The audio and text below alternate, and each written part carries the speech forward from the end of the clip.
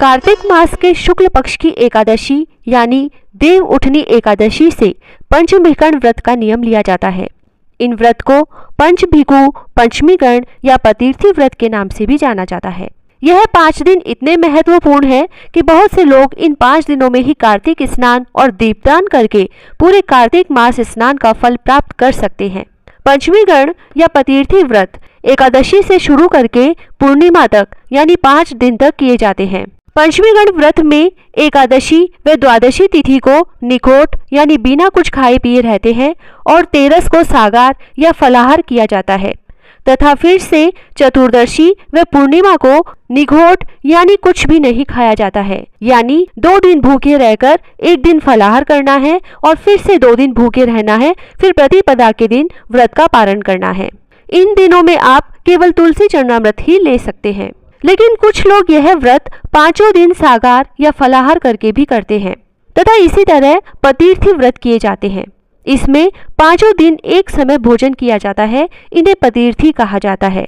यह दोनों ही व्रत 5-5 साल तक किए जाते हैं। दोनों ही व्रत में प्रतिपदा के दिन कोई भी 5 वस्तु कलप कर दान करे, जोड़ा जोड़ी जिमाए।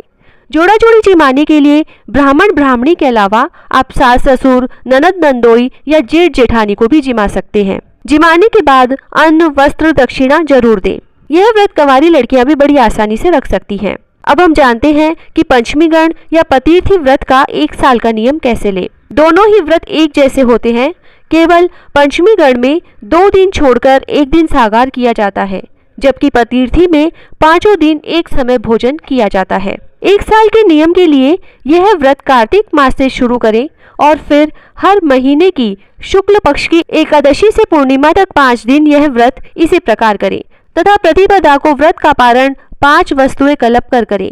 चाहे तो हर महीने जोड़ा जोड़ी जिमाए या अगली कार्तिक में नियम पूरा करके जोड़ा जोड़ी जिमाए। और उद्यापन के लिए ब्राह्मण ब्राह्मणी को वस्त्र दान दक्षिणा, 5 बर्तन, 5 सीधे का दान अवश्य करें। इस तरह पतीर्थी या पंचमीकर्ण का 1 साल का नियम लिया जाता है। अब इन 5 दिनों में पूजा करने के लिए एकादशी के दिन ही 5 पत्थर लेकर पथवारी माता के लिए रखें। उनकी रोली मोली अक्षत से पूजा करें, दीपदान करें, चुनरी ओढ़ाएं। तुलसी जी की पूजा करें, उन्हें भी दीपदान करें। दामोदर भगवान की पूजा करके उन्हें भी दीपदान करें। और 5 दिन कार्तिक मास पथवारी माता, पंचभिकु, लपसी तपसी और बिंदायक जी की कहानी सुने। इस तरह से पंचभिकु या पंचमीकर्ण या पतीर्थी व्रत किए जाते हैं। यदि अभी भी आपको कोई कंफ्यूजन है तो आप हमें कमेंट करके पूछ सकते हैं। जय श्री राधे।